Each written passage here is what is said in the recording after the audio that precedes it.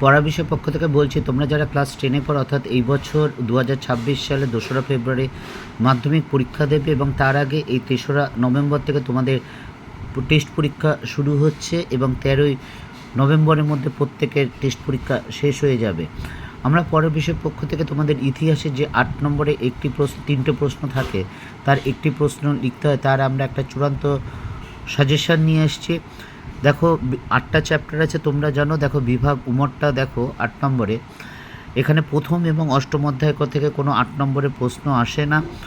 দেখতে পাচ্ছ দ্বিতীয় অথবা তৃতীয় অধ্যায় থেকে একটি আসবে, চতুর্থ বা পঞ্চম অধ্যায় থেকে একটা আসবে, আর ষষ্ঠ বা সপ্তম অধ্যায় থেকে একটা আসবে। অর্থাৎ এই টোটাল 3টে প্রশ্ন থাকবে, তার পরিপ্রেক্ষিতে তোমাকে একটা লিখতে হবে। এবং আমরা পড়ার বিষয় পক্ষ থেকে বিগত বছরের দীর্ঘ 23-24 বছর শিক্ষকতার অভিজ্ঞতা থেকে এবং মাধ্যমিক শিক্ষা পর্ষদ ঠিক যেইভাবে আমাদের নির্দেশ দেয় আমরা সেইভাবেই আমরা প্রশ্ন করতে হয়, আমরা বাধ্য, এবং সেই অনুসারেই কিন্তু আমরা সাজেশান দিই, যে কোনো উল্টোপাল্টা সাজেশান দিই না। এবং আমরা বলি না এই 5টা পড়ে যাও তুমি 100% কমন পাবে।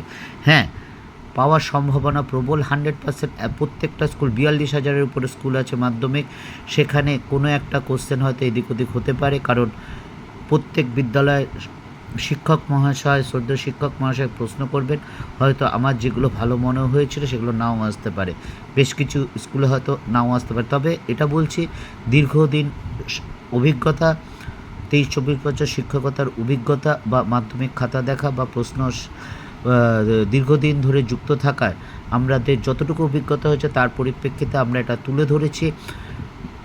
দেখবে, যদি ভালো লাগে অবশ্যই চ্যানেলটা লাইক করে, সাবস্ক্রাইব করে বা বেল আইকন টিপে রেখো। দেখো আমরা 8 নম্বরে মাত্র 8টা প্রশ্ন রেখেছি।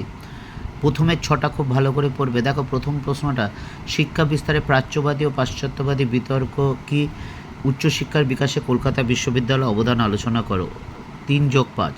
2 নম্বর, ঊনবিংশ শতকে প্রথমার্ধে সতীদাহ প্রথা বিরোধী প্রচেষ্টাগুলির পরিচয় দাও। রামমোহন রায় কীভাবে সতীদাহ প্রথা বিরোধী আন্দোলনকে সাফল্যমণ্ডিত করে তোলে। 3+2।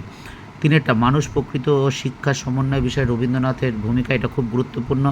4, হ্যালেডের a grammar of a Bengal language গ্রন্থটি গুরুত্বপূর্ণ কেন?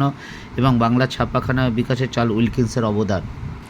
5এরটা দেখছো, বঙ্গভঙ্গ বিরোধী আন্দোলনে নারী সমাজ কীভাবে অংশগ্রহণ করেছিল এবং তাদের সীমাবদ্ধতা। 6, বারদৌলি সত্যাগ্রহের সংক্ষিপ্ত পরিচয় দাও।